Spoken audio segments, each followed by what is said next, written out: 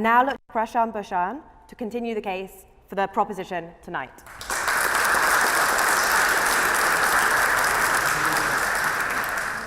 Thank you, Madam President. As I stand here to advance this motion, I don't know where to begin. Where to begin to talk about the havoc that the Modi government has wrought to India. Should I start with the economy, which he has wrecked with his absolutely ridiculous, unthought out policies like demonetization? I could name many others. I was asked facts.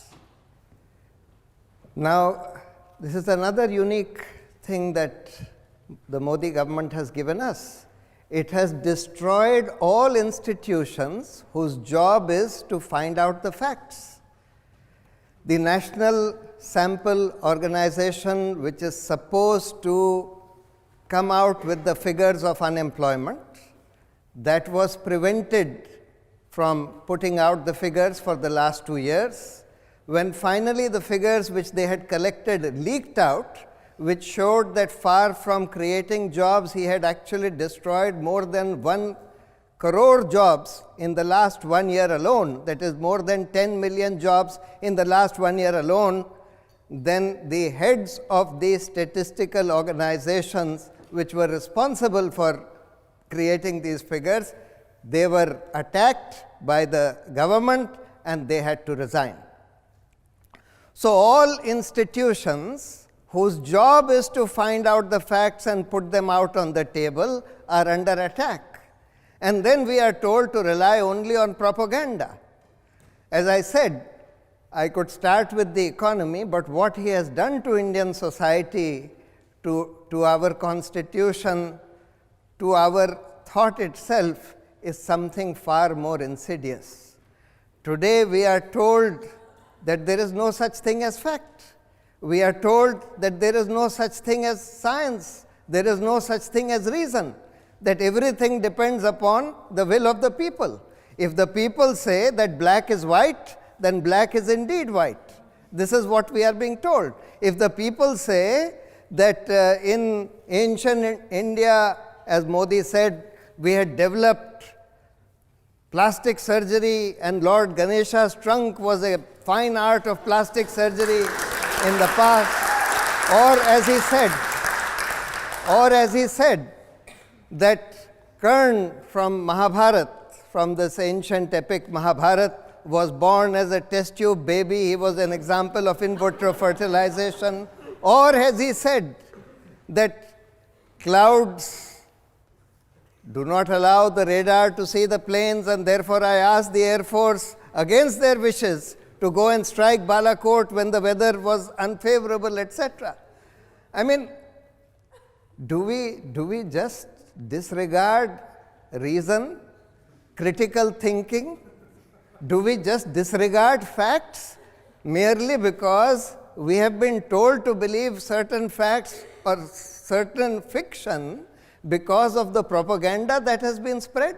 That's the other damage that he has done, that he has reduced the media by controlling large sections of the media through inducements, through threats, etc., to just instruments of propaganda, instruments of spreading hate against Muslims, against minorities, etc.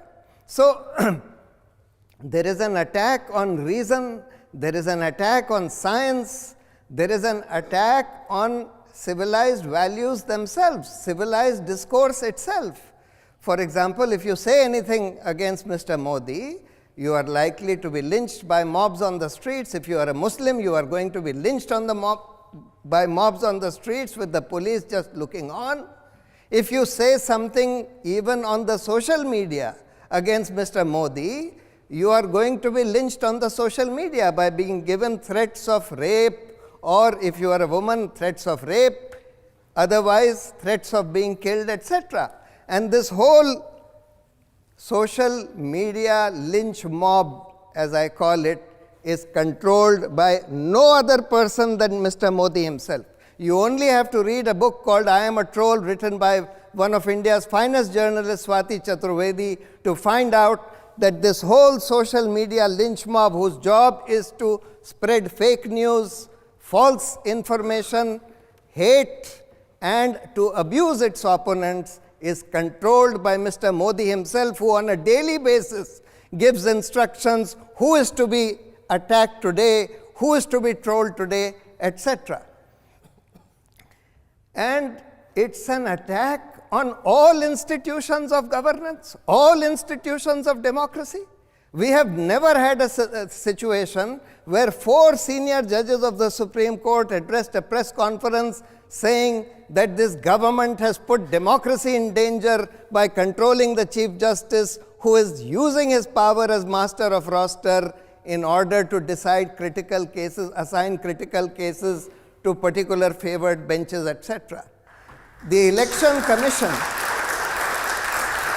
for the last 30 years, the Election Commission was thought to be independent.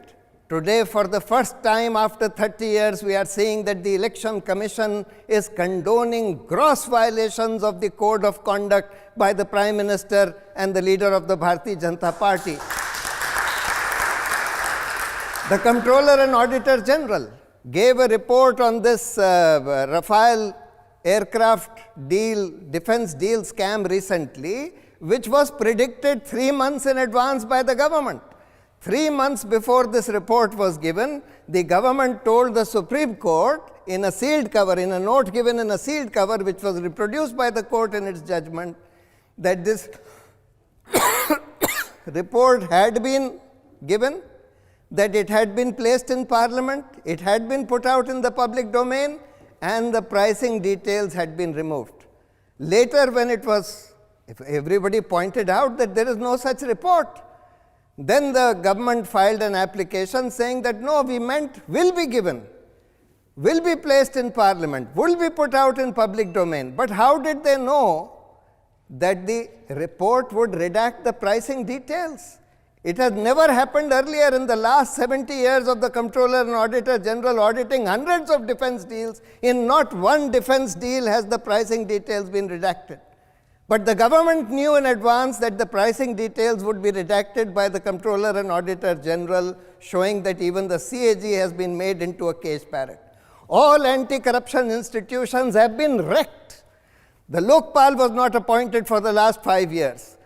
The CBI director, when he wanted to investigate the Rafale deal, he was removed in an overnight coup at 2 a.m.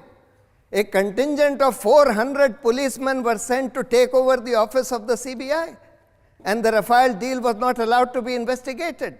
The Anti-Corruption Act, the Prevention of Corruption Act, has been destroyed by saying that every corruption investigation would require the permission of the government. That means you have to take the permission of the thief to investigate a theft. So, I say, in the name of democracy, in the name of the Constitution, in the name of science and reason, in the name of civilization itself, the Modi government must go.